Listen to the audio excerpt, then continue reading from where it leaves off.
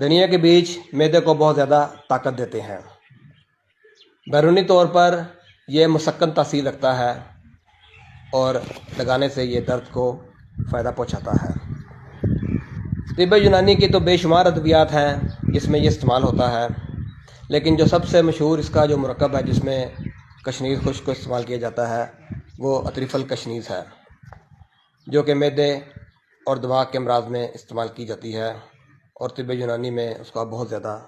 استعمال کیا جاتا ہے۔ بعض اوقات دھنیا کو کثرت شہوت میں بھی استعمال کیا جاتا ہے، یعنی کثرت شہوت کو روکنے کے لیے بھی دھنیا کو مناسب طریقے سے استعمال کیا جاتا ہے، اس سے بھی بہت زیادہ فائدہ ہوتا ہے۔ صدر و دوار کے مریضوں کو یہ کشنیز خشک بہت زیادہ فائدہ کرتی ہے۔ صدر و دوار سے مراد ڈیزینس یا جن کو اکثر چکر آتے محسوس ہوتے ہیں، ایسی صورتحال میں دھنیا کے بیج، تخم کاہو اور مصری، ان تینوں کو ہم وزن لے کر سفوف کر کے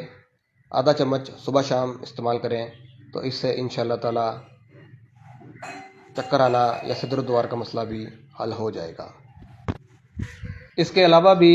دھنیا بے شمار امراض میں استعمال ہوتا ہے، اور اس کے حوالے سے ایک چٹنی کا نسخہ بھی پہلے میں ویڈیو کے شروع میں ذکر کر چکا